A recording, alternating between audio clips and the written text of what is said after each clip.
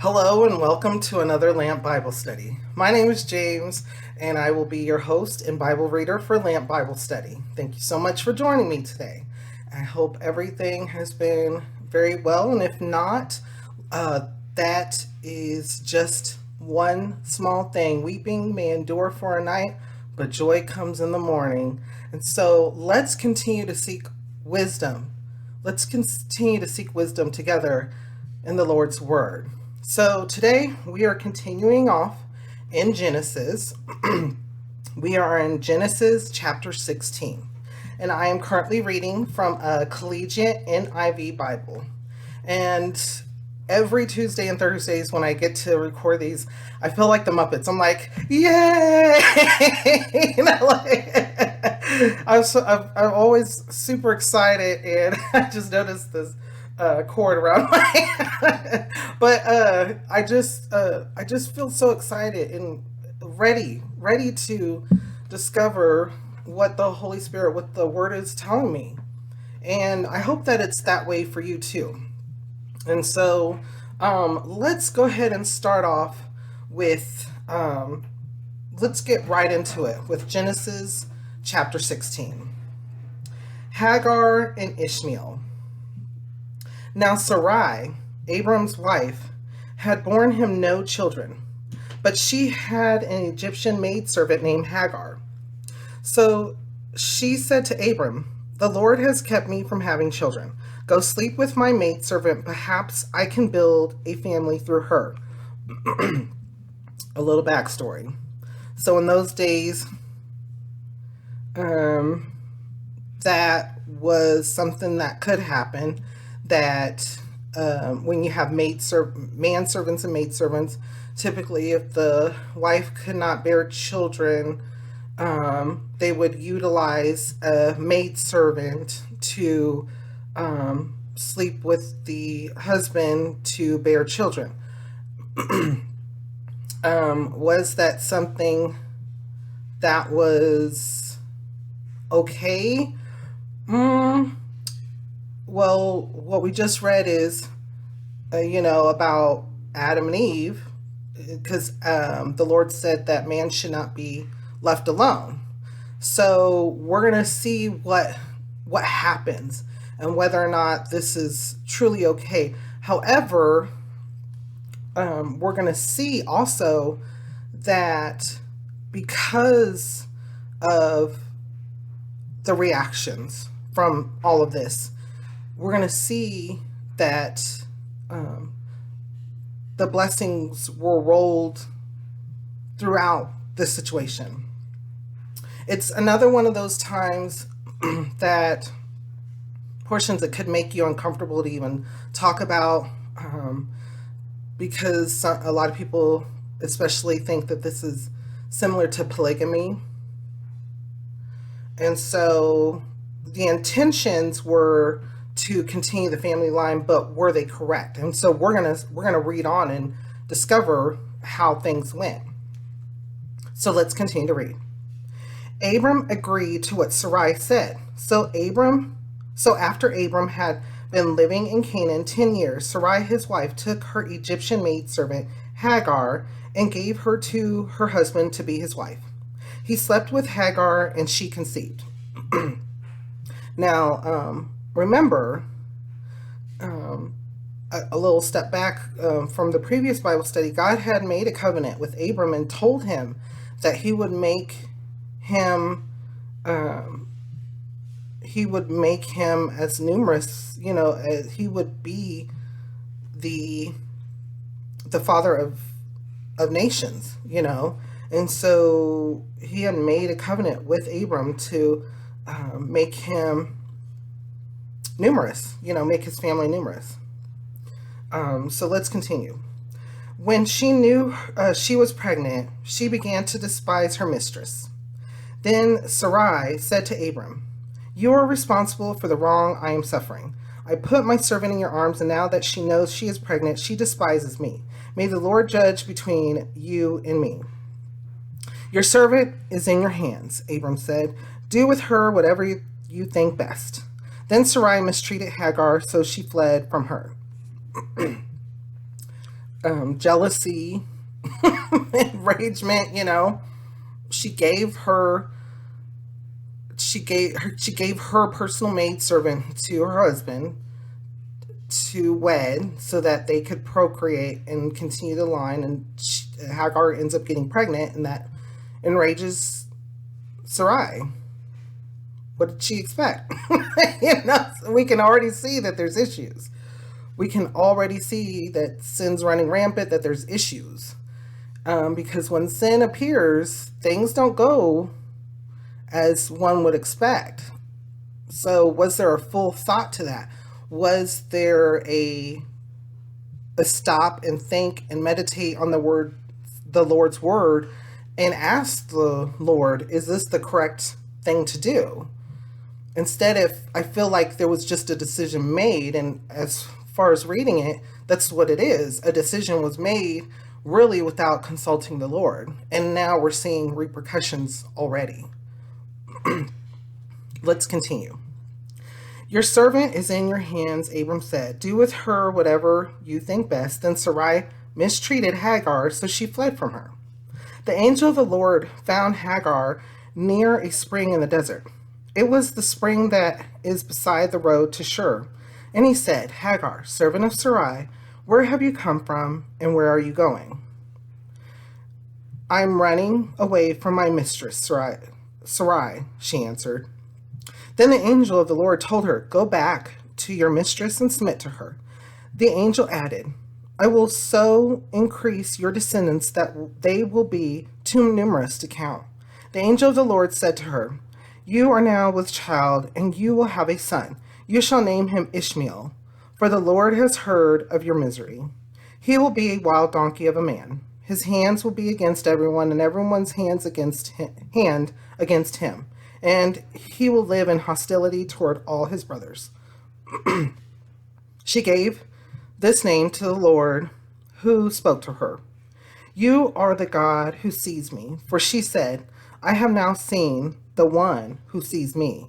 That is why the well was called Beer Lahai Roy. It is still there between Kadesh and Bered. So Hagar bore Abram a son, and Abram gave the name Ishmael to the son she had born. Abram was 86 years old when Hagar bore him Ishmael. So both Abram and Sarai were getting older in age. Nothing compared to where it was, like where people weren't having their first child until they were like 300 or something. But it still was at a point where they had got to to more mature in age. And so now we know that Hagar was visited by an angel of the Lord, and he told her that, and blessed her, and told her that she would be blessed with many descendants, and to go back, and submit to Sarai. And so that's what she did. She went ahead and followed through, and she recognized who she was talking to, a servant of God. You are the God who sees me. For she said, I have now seen the one who sees me. So, but some Bible scholars believe that this is actually could be a form of Jesus before he became man. Some Bible scholars just believe that this is just an angel, or this could even be a physical representation. I don't know, like maybe some believe it could be a physical representation of God. I'm not quite sure, but just reading how it reads, the angel of the Lord also said to her. And so what can happen is translations. So what we're going to see as well through this Bible study and reading other versions is that translations, they're according to how they, as in the Bible scholars and the preachers and priests and all, everybody comes together and makes decisions on how to translate the Bible and such. we're going to see that different translations, they're supposed to be what's written in the original scripts, however, changed to current modern dialect, which we'll see even words can change, like meanings could change. And so, with that being said, what kind of thoughts or feelings come to your mind when you read these passages about Haggar and the birth of Ishmael? About the way what Sarai did, that was her maidservant, and it was her idea to give Haggar to her husband Abram. Then Haggar ended up getting pregnant, and so Sarai was jealous and started mistreating her. And then Haggar, left. She fled. Is there things in our life where we can see similarities in how we treat family members? Not necessarily in exactly like something like this, where someone's giving their best friend to their husband or something. Not that way, but like a family member. You encouraging a family member, and then when a blessing happens or something good happens, you're kind of jealous. Or vice versa. Are you the person that was blessed but get mistreated because someone's not too happy? They're happy in a way that they got something, but it's almost like, what about me? And that's similar to what this is. Sarai is like, well, what about me? It's a jealousy. It's it's something that you could really look at. I mean, in today's standards, this would be a really good movie. Full of drama and suspense. But, what kind of thoughts or feelings come to your mind? How does it make you feel, and what does it make you think?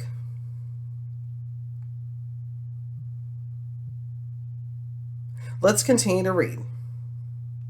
The covenant of circumcision. When Abram was 99 years old, the Lord appeared to him and said, I am God Almighty. Walk before me and be blameless. I will confirm my covenant between me and you and will greatly increase your numbers. Abram fell face down, and God said to him, As for me, this is my covenant with you. You will be the father of many nations. No longer will you be called Abram. Your name will be Abraham. For I have made you a father of many nations. I will make you very fruitful. I will make nations of you, and kings will come from you. I will establish my covenant as an everlasting covenant between me and you and your descendants after you for the generations to come, to be your God and the God of your descendants after you. The whole land of Canaan, where you are now an alien, I will give as an everlasting possession to you and your descendants after you, and I will be their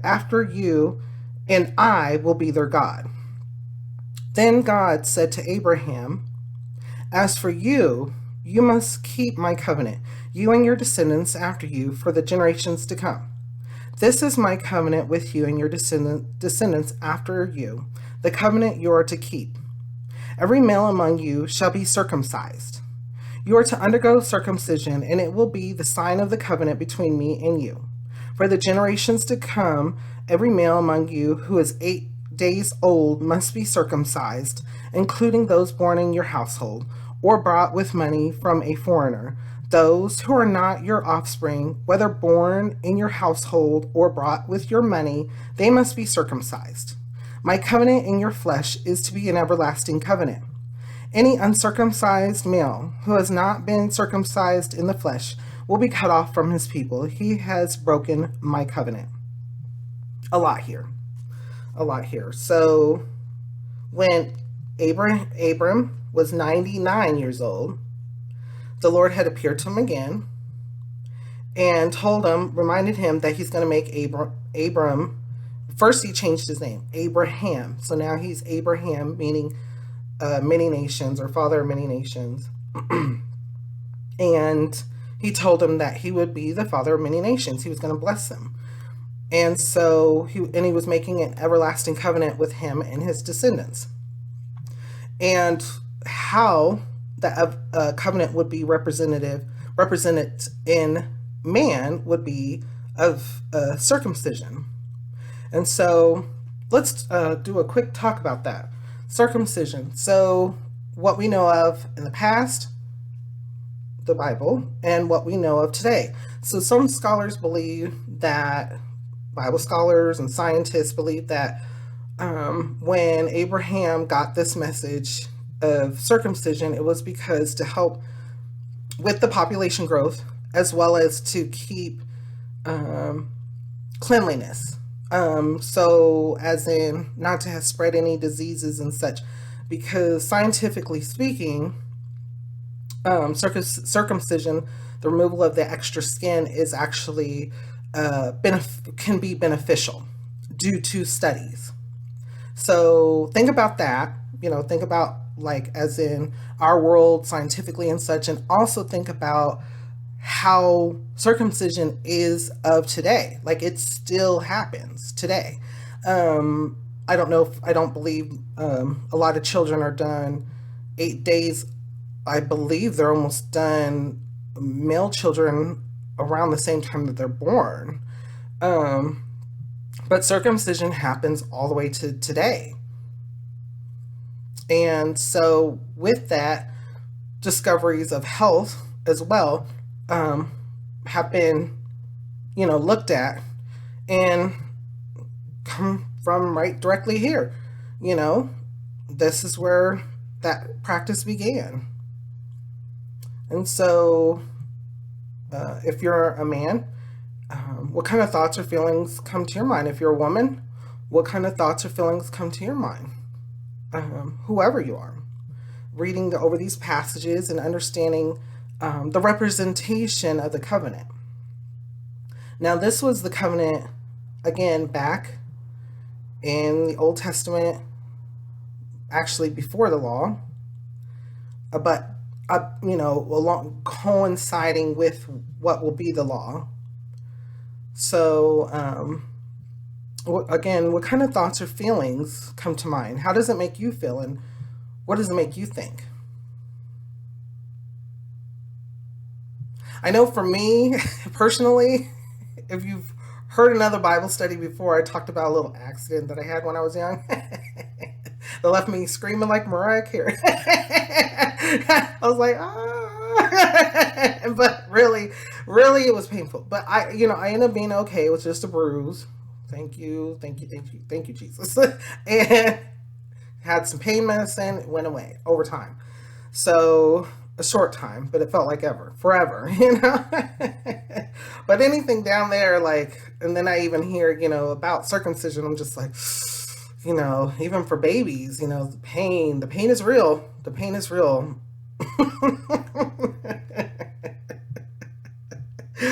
Okay. Let's continue to read. God also said to Abraham, "As for Sarai, your wife, you are no longer to call her Sarai. Her name will be Sarah. I will bless her and will surely give you a son by her. I will bless her so that she will be a mother of nations. Kings of peoples will come from her." Abraham fell face down. He laughed and said to himself, "Will a son be born to a man 100 years old? Will Sarah bear a child at the age of 90? And Abraham said to God, "If only Ishmael might live under your blessing." Then God said, "Yes, but your wife Sarah will bear you a son, and you will call him Isaac. I will establish my covenant with him as an everlasting covenant for his descendants after him. And as for Ishmael, I have heard you. I will surely bless him. I will make him fruitful and will greatly increase his numbers. He will be the father of 12 rulers, and I will make him into a great nation. But my covenant I will establish with Isaac, whom Sarah will bear to you by this time next year. When he had finished speaking with Abraham, God went up from him. On that very day, Abraham took his son Ishmael and all those born in his household or brought with his money every male in his household and circumcised them, as God told him. Abraham was 90 years old when he was circumcised, and his son Ishmael was 13. Abraham and his son Ishmael were both circumcised on that same day.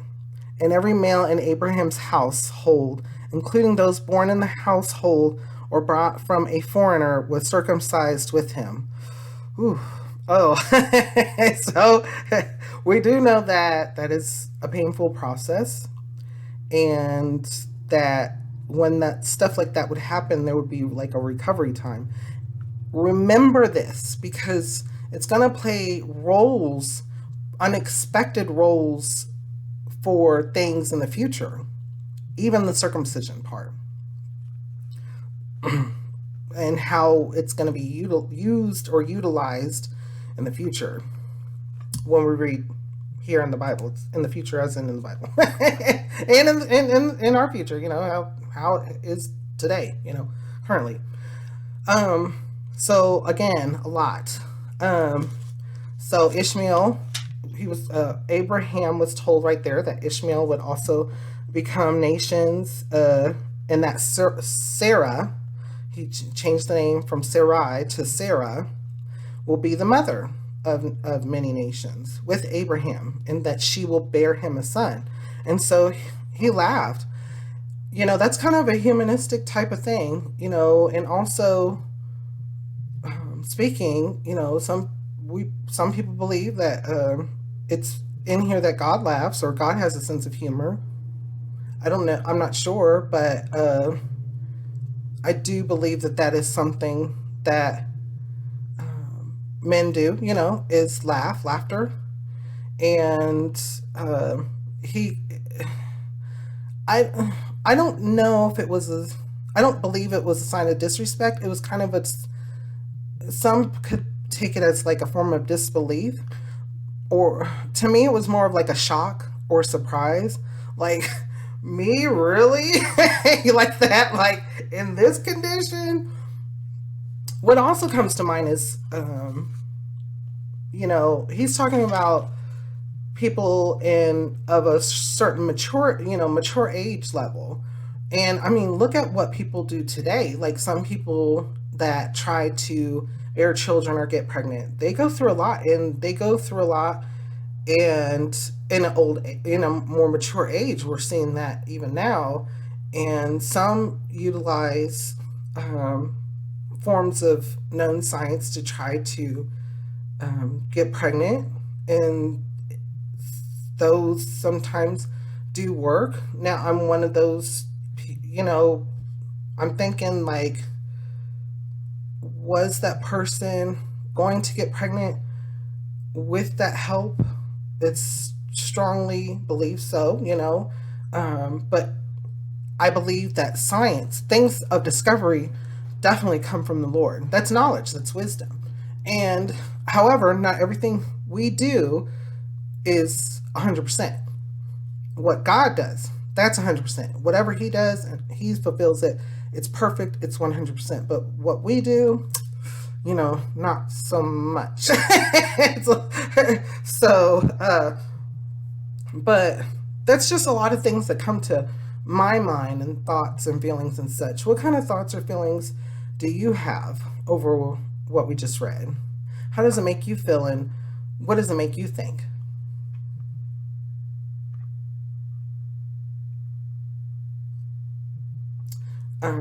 Let's continue to read. But before we continue to read, women have sensitive, private parts too. Just saying. Me having, some sisters, they describe, every now and then, like, oh, well, we have private parts that, have that, that clenching pain, like, oh. So let's continue to read. The three visitors. The Lord appeared to Abraham near the great trees of Mamre, while he was sitting at the entrance to his tent in the heat of the day.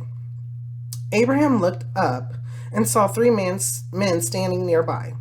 When he saw them, he hurried from the entrance of his tent to meet them and bowed low to the ground. He said, "If I have found favor in your eyes, my lord, do not pass your servant by. Let a little water be brought, and then you may all wash your feet and rest under this tree. Let me get you something to eat so you can be refreshed and then go on your way, now that you have come to your servant." "Very well," they answered, "do as you say." So Abraham hurried into the tent of Sarah. So Abraham hurried into the tent to Sarah. "Quick," he said, "get 3 seahs of fine flour and knead it and bake some bread." Then he ran to the herd and selected a choice tender calf and gave it to a servant who hurried to prepare it. He then brought some curds and milk and the calf that had been prepared and set these before them. While they ate, he stood near them under a tree. "Where is your wife Sarah?" they asked him. "There in the tent," he said. Then the Lord said, "I will surely return to you about this time next year, and Sarah, your wife, will have a son." Quick pause. Do you notice what just happened? Let me read it again. Then the Lord said, "I will surely return to you about this time next year, and Sarah, your wife, will have a son." Pause. Remember, there's 3 visitors.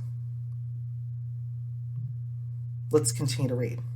Now Sarah was listening at the entrance to the tent, which was behind him. Abraham and Sarah were already old and well advanced in years, and Sarah was past the age of childbearing. So Sarah laughed to herself as she thought, "After I am worn out and my master is old, will I now have this pleasure?" Then the Lord said to Abraham, "Why did Sarah laugh and say, 'Will I really have a child now that I am old?' Is anything too hard for the Lord? I will return to you at the appointed time next year, and Sarah will have a son."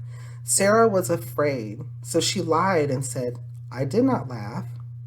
But he said, "Yes, you did laugh." Interesting. Very interesting. So who do you think was there visiting?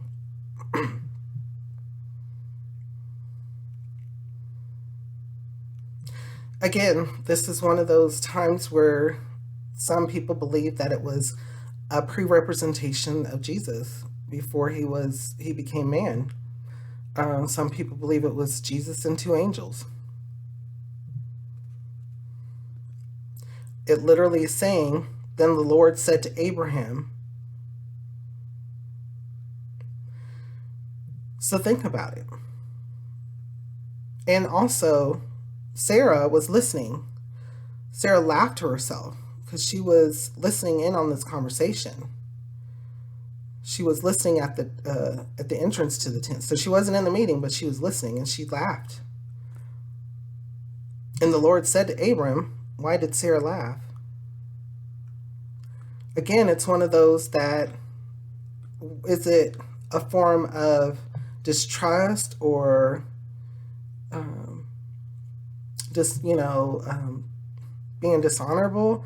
I'm not quite sure. It could be, again, a reaction, a humanistic reaction, like, really, me and this. So, like a shock. I know some people, including myself, you can end up having reactions that are not the same as the actual mood that you're having. For instance, some people can laugh when they're about to cry, or vice versa. That is actually more common than you think. So in this case, was it a shock? Was it more of a shock laughter? What kind of thoughts or feelings come to your mind when you read this? Think about it. If you were more mature, or if you are more mature, And guess what? Lord came to you, or while you were praying, said to you, "You're going to conceive," or your spouse is going to conceive this time next year. Think about it. How would it make you feel? And what would it make you think? This is one of those commitments, you know. The Lord can utilize us in any way He sees fit. So think about it. Think about how you would have felt and how you would react it. Let's continue to read.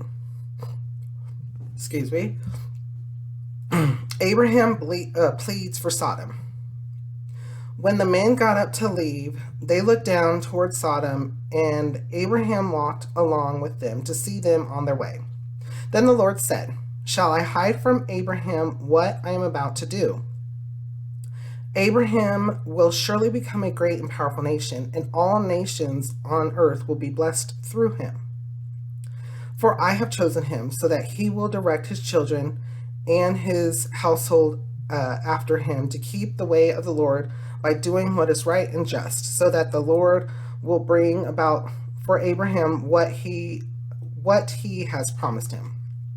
Excuse me, I was about to sneeze. My allergies, springtime. So, then the Lord said, "The outcry against Sodom and Gomorrah is so great, and their sin so grievous, that I will go down and see if what they have done is as bad as the outcry, and that has reached me. If not, I will know." The men turned away and went toward Sodom, but Abraham remained, standing before the Lord. Then Abraham approached him and said, "Will you sweep away the righteous with the wicked? What if there are 50 righteous people in the city? Will you really sweep it away and not spare the place for the sake of the 50 righteous people in it? Far be it from you to do such a thing, to kill the righteous with the wicked, treating the righteous and the wicked alike. Far be it from you. Will not the judge of all the earth do right?" The Lord said, "If I find 50 righteous people in the city of Sodom, I will spare the whole place for their sake." Then Abraham spoke up again. Take note of these. This is Abraham asking questions to the Lord, to God, directly. Think about it. Then Abraham spoke up again. "Now that I have been so bold as to speak to the Lord, though I am nothing but dust and ashes, what if the number of the righteous is 5 less than 50? Will you destroy the whole city because of 5 people? If I find 45 there," he said, "I will not destroy it." Once again he spoke to him. "What if only 40 are found there?" He said, "For the sake of 40, I will not do it." Then he said, "May the Lord not be angry, but let me speak. What if only 30 can be found there?"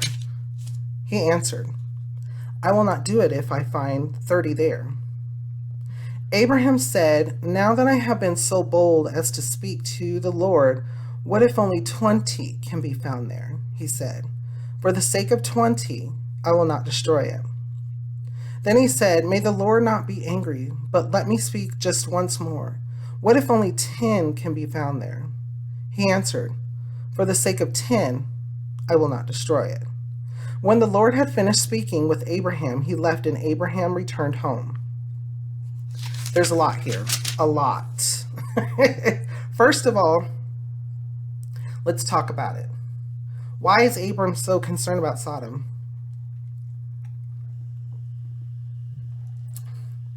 Remember in a previous study, Abraham and Lot split up.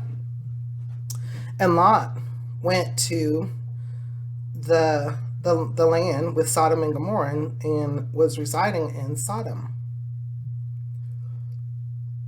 And so the 3 visitors are going to play a very important role real soon. One of them being the Lord. Now, again, is this the Lord as in Jesus in a physical form? Remember, the Son was there as well. So when it comes to God the Father, God the Son, God the Holy Spirit, but they're all one, it's beyond our comprehension. It's one, but it's three. Think about that. So a lot of people think that, some people don't think about, or some people don't believe what's known as the Trinity. Some people believe that it's just God. And I think that it goes beyond our comprehension. Whether it be the Trinity or all just saying that it's just God. I think it goes beyond our comprehension.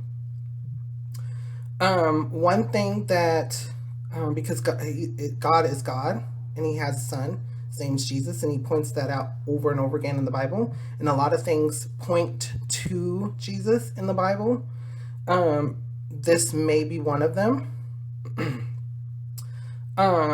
But you also have that man, being Abraham, is questioning God.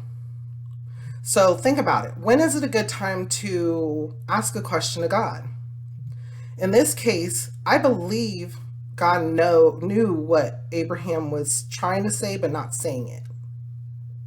I believe God knew that Abraham was really getting anxious because God was getting ready to destroy Sodom, and he knew that his sibling Lot was there.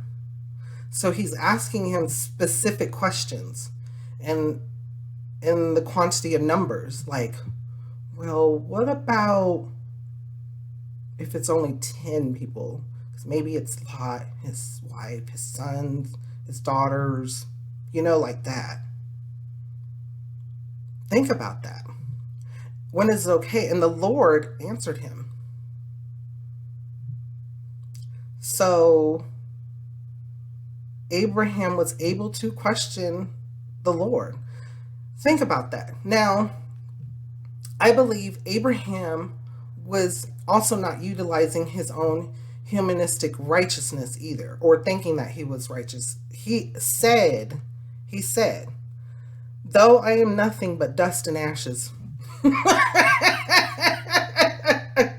I say the same thing. Lord, I know you made me, in that room, but I know I'm dust and ashes. Like, man came from dust. We are mortal.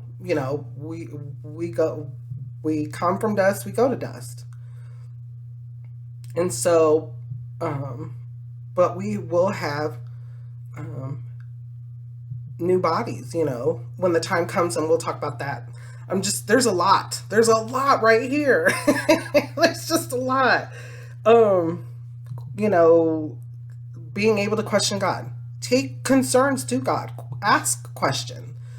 When you ask questions, though, don't bring your own righteousness don't bring your own sinfulness into it. Don't bring your pride into it.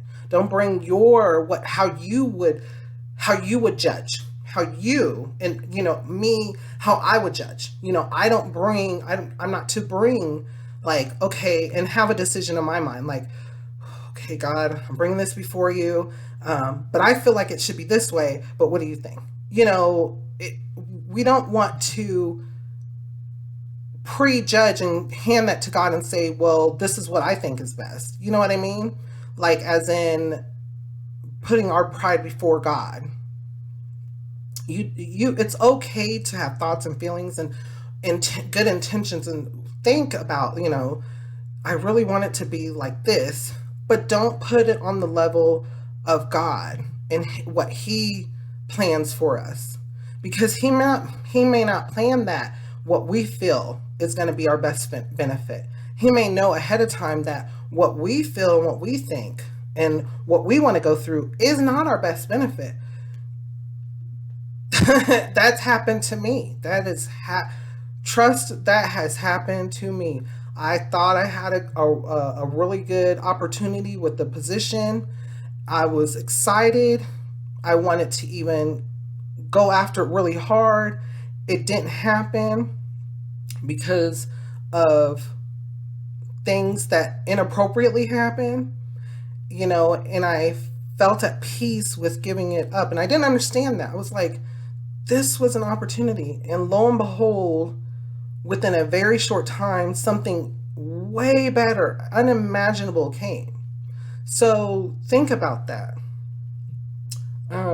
About when it's appropriate to question the Lord. You absolutely can. And here he wasn't being facetious either. I really believe deep down inside he didn't want to say directly, but God already knew that he wanted to protect Lot. And so he was obliging Abraham. He was answering him. If there were that many, as few as 20, if as few as that 20, he won't, or 10, he won't destroy the city. And that says a lot about where Sodom and Gomorrah were.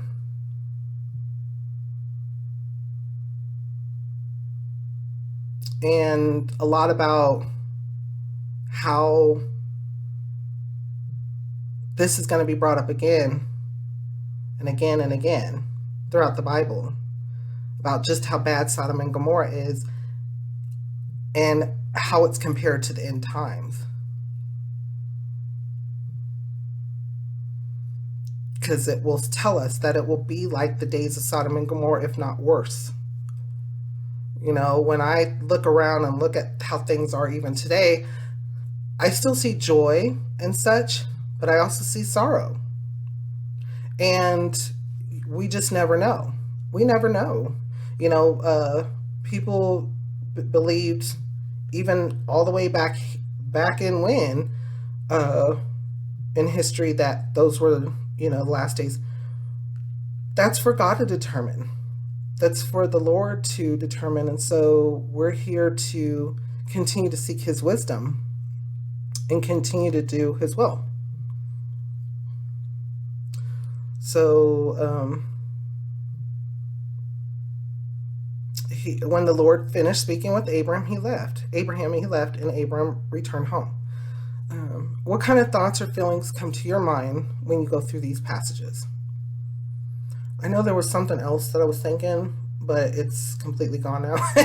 Maybe it'll come back in another Bible study. I'm not quite sure. But, when to question the Lord answering him, Abraham being humble.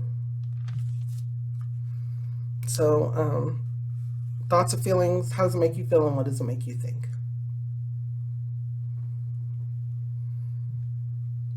Let's continue to read. Sodom and Gomorrah destroyed. The two angels arrived at Sodom in the evening, and Lot was sitting in the gateway of the city. I'm going to read that again. The two angels arrived at Sodom in the evening, and Lot was sitting in the gateway of the city. When he saw them, he got up to meet them and bowed down with his face to the ground. "My lords," he said, "please turn aside to your servant's house. You can wash your feet and spend the night and then go on your way early in the morning." Does that remind you of something that just happened? So there were 3 visitors. Now there's only 2 angels. And it reminds you of what Abraham did too, right? He saw these 3 men and said, "Can you stop here and wash your feet?" Interesting. Lot knows, or may know something. Let's continue to read.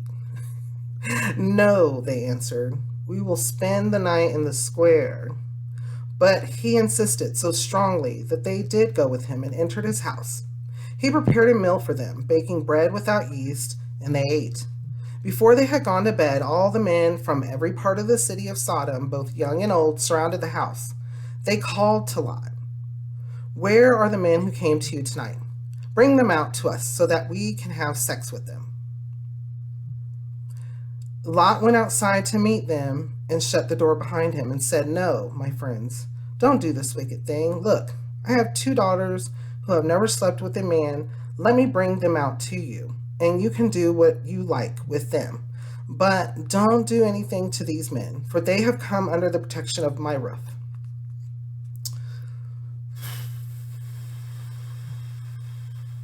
There's a lot. Again, so we're in Genesis. There's a lot here. There's a lot that people will see as controversial. Remember, Lot's living in Sodom. So does he know about the way? Yes. Did he recognize who these 2 men were? Yes. Is his thought pattern possibly off? He's living in Sodom.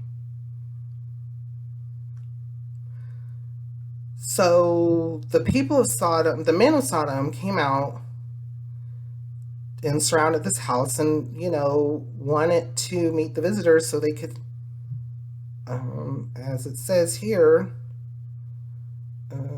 where are the men who came to you tonight? Bring them out to us so that we can have sex with them. Like an orgy or something, And then Lot's answer. This is what I always hear is controversial. And guess what? The Bible has a lot of that in it because it gets you to think. It's supposed to do that. And Lot offered his 2 daughters who had not been with a man, who had never slept with a man.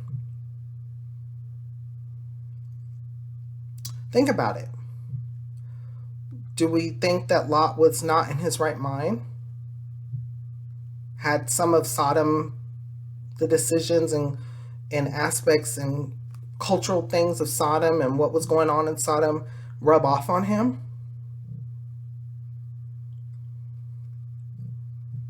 It's a strong hint as to, there's a strong possibility as in yes. So a lot of thoughts and feelings for people who are parents, for people who have children.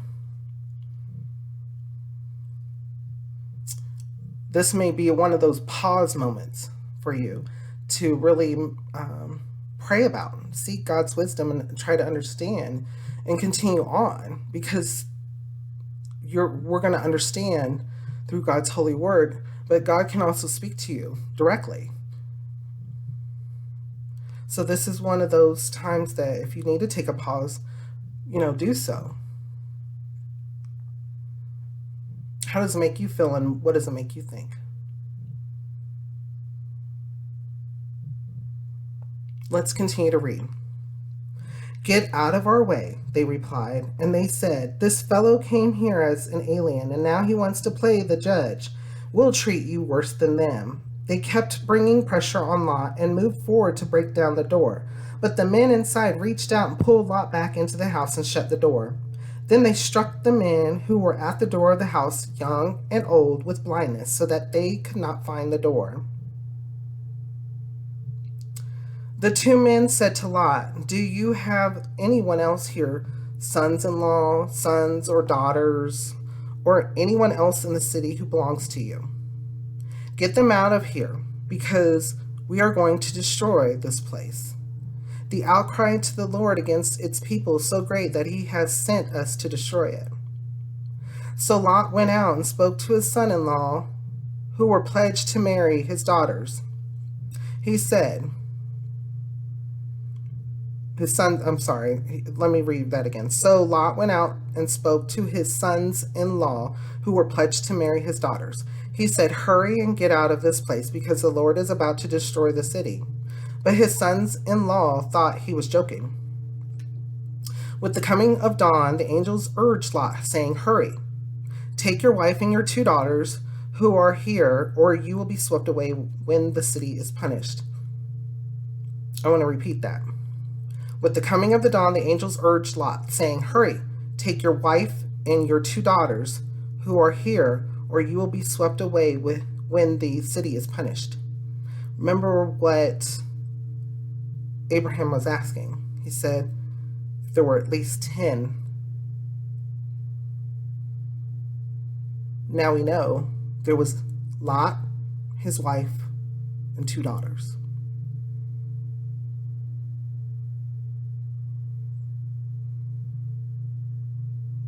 Let's continue to read. When he hesitated, the men grasped his hand and the hands of his wife and of his 2 daughters and led them safely out of the city. For the Lord was merciful to them. As soon as they had brought them out, one of them said, "Flee for your lives. Don't look back and don't stop anywhere in the plain. Flee to the mountains or you will be swept away." But Lot said to them, "No, my lords, please. Your servant has found favor in your eyes, and you have shown great kindness to me in sparing my life. But I can't flee to the mountains. This disaster will overtake me, and I'll die. Look, here is a town near enough to run to, and it is small. Let me flee to it. It is very small, isn't it? Then my wife will be spared. He said to him, "Very well. I will grant this request too.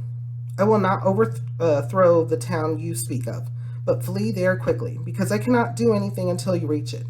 That is why the town was called Zoar. By the time Lot reached Zoar, the sun had risen over the land. Then the Lord rained down burning sulfur on Sodom and Gomorrah from the Lord out of the heavens. Thus he overthrew those cities in the entire plain, including all those living in the cities, and also the vegetation in the land. But Lot's wife looked back, and she became a pillar of salt. Early the next morning, Abraham got up and returned to the place where he had stood before the Lord. He looked down toward Sodom and Gomorrah, toward all the land of the plain, and he saw dense smoke rising from the land like smoke from a furnace. So when God destroyed the cities of the plain, he remembered Abraham, and he brought Lot out of the catastrophe that overthrew the cities where Lot had lived. Interesting. So, God knew. God knew what Abraham was talking about. And he knew Lot knew. He knew Lot knew that he wasn't in a good place.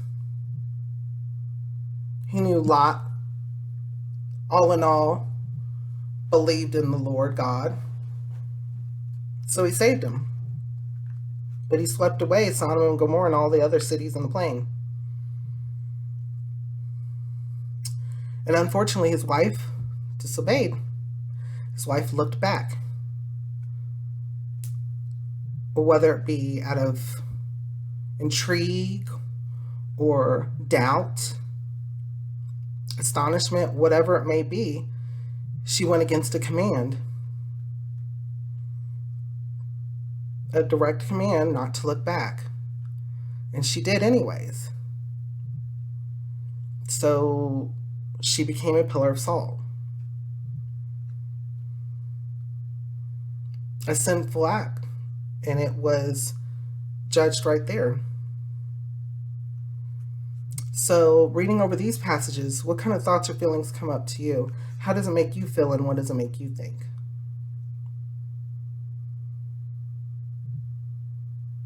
For me, I would be really happy that the Lord really felt me, felt my emotion, really heard me. Because he does. He feels us. He knows what we are thinking. He knows our hearts. He knows our mind. He knows our feelings. And so he knew, God knew that he was going to save Lot, his family, Abraham's family. He already knew. And he did. And brought Lot out of the catastrophe.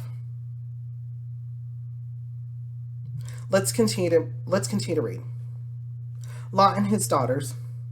Lot and his 2 daughters left Zoar and settled in the mountains, for he was afraid to stay in Zoar. He and his 2 daughters lived in a cave. One day the older daughter said to the younger, "Our father is old, and there is no man around here to lie with us, as is the custom all over the earth. Let's get our father to drink wine, and then lie with him and preserve our family line through our father." That night they got their father to drink wine, and the older daughter went in and lay with him. He was not aware of it when she lay down or when she got up. The next day the older daughter said to the younger, "Last night I lay with my father. Let's get him to drink wine again tonight, and you go in and lie with him so we can preserve our family line through our father." So they got their father to drink wine that night also, and the younger daughter went and lay with him again. He was not aware of it when she lay down or when she got up. So both of Lot's daughters became pregnant by their father. The older daughter had a son, and she named him Moab. He is the father of the Moabites of today. The younger daughter also had a son, and she named him Ben-Ami. He is the father of Ammonites of today.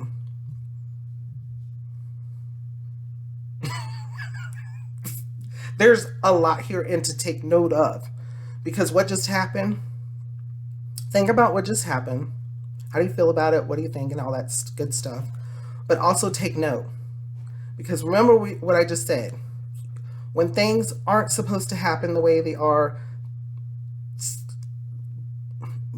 did these two daughters go to the Lord? No, they just took action. So we're going to learn what's going to happen, because it's just pointing out to us the creation of these peoples and who they are and where they came from. One being the Moabites, who we're going to hear about what's going to happen to them, what they're going to do and what's going to happen to them, and one being the Ammonites.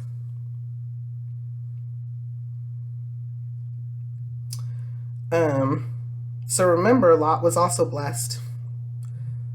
So there was a blessing there as well. Not the covenant blessing, but there was a blessing there. So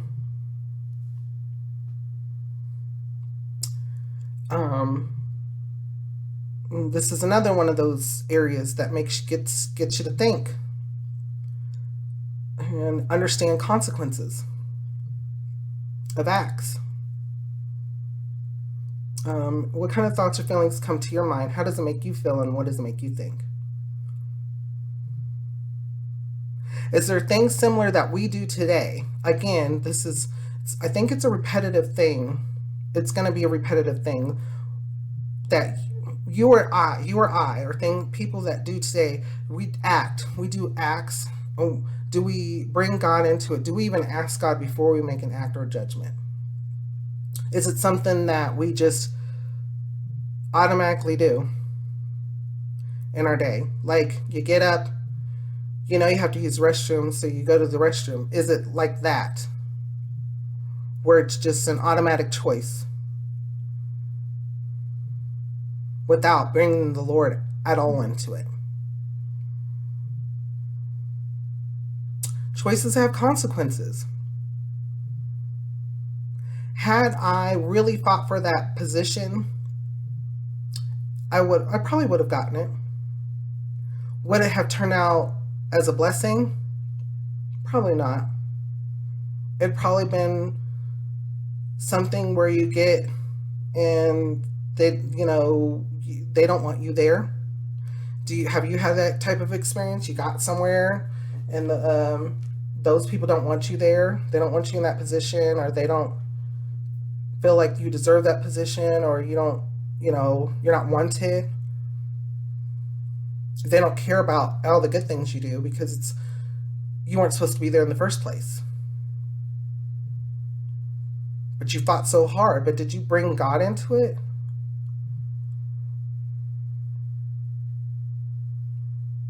So think about that. Sometimes the Lord will let us have what we choose.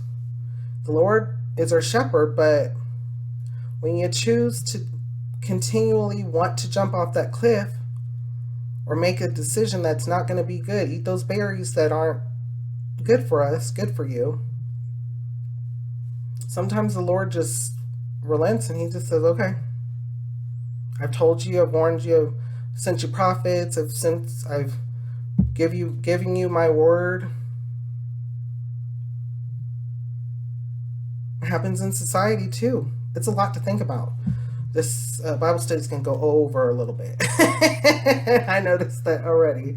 So what kind of thoughts or feelings come to your mind? How does it make you feel, and what does it make you think? Let's continue to read. Abraham and Abimelech. Now Abraham moved on from there into the region of the Negev and lived between Kadesh and Shur. For a while he stayed in Gerar. And there Abraham said of his wife Sarah, "She is my sister." Then Abimelech, king of Gerar, sent for Sarah and took her. But God came to Abimelech in a dream one night and said to him, "You are as good as dead because of the woman you have taken. She is a married woman." Quick pause. This happened before. Remember in Egypt? Abram and Sarai, he said that she was his sister, and so the king of Egypt took her. Similar thing happened. So on a previous Bible study, go back and go over it and listen to it if you haven't, or read through it. Let's continue to read. Now Abimelech had not gone near her, so he said, "Lord, will you destroy an innocent nation? Did he not say to me, 'She is my sister,' and didn't she also say, 'He is my brother'? I have done this with a clear conscience and clean hands." I mean, he was bleeding. He was like, oh God, this is God. Then God said to him in the dream, "Yes, I know you did this with a clear conscience, and so I have kept you from sinning against me. That is why I did not let you touch her. Now return the man's wife, for he is a prophet, and he will pray for you, and you will live. But if you do not return her, you may be sure that you and all yours will die." Early the next morning, Abimelech summoned all his officials, and when he told them all that had happened, they were very much afraid. Then Abimelech called Abraham in and said, "What have you done to us? How have I wronged you that you have brought such great guilt upon me and my kingdom?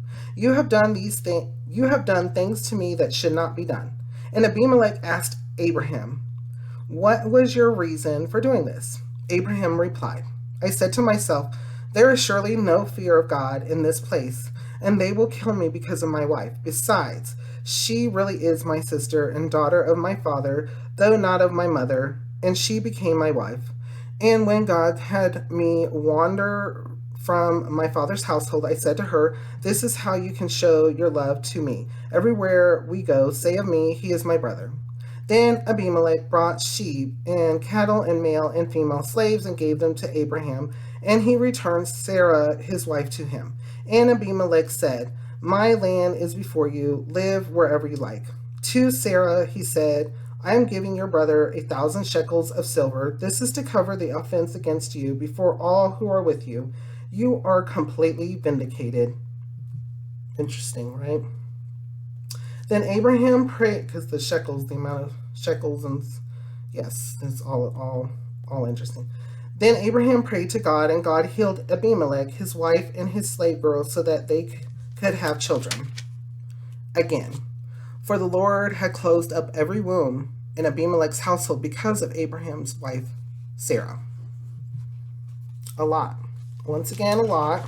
This is Genesis.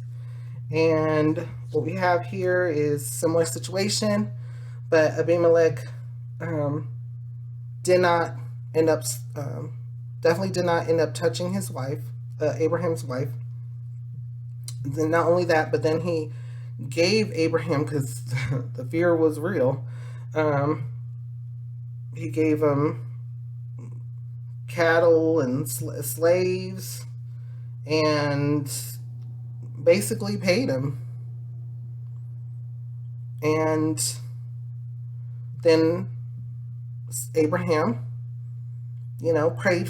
prayed for Abimelech, and they weren't destroyed. Abimelech was not destroyed. Let's do a quick review. No, we're just over, but that's okay. Haggar and Ishmael. Remember, Haggar was Sarai, that became Sarah's maidservant, but she was Sarai at this time because she wasn't bearing any children. And she gave her maidservant to her husband Abram at the time, before he became Abraham, and to extend the family line. And was that supposed to happen? Probably not, but God allowed it and blessed it anyways. So then Sarai became jealous, so much so that Haggar left. She fled. She was getting abused. She fled, of course. But the angel of the Lord told her to go ahead and go back. Sarai will be calm and go back. So she did. And when she had her son, she named him Ishmael. And the covenant of circumcision, we went over. Ooh, that's it's one of those things. It's hard to talk about for me, just due to like pain level. Oof, just reminds me, just oof. But things that we even do as of today for health reasons, or just to do it, or based off of what we read in Scripture. It says a lot. The 3 visitors, very interesting there too. The 3 visitors, one being saying as the word is written, then the Lord said to Abraham, meaning one of them was the Lord, meaning was that a form of Jesus? Things to think about. Abraham pleads for Sodom. Then he asked the Lord multiple questions. And the Lord knew what he was really asking. And that was for Lot. He was asking for Lot because he knew Lot was living in Sodom. And then Sodom and Gomorrah was destroyed. We found out that things were pretty bad. So much bad that badness was rubbing off on Lot. He was a follower, and that says a lot about us too. Think about it.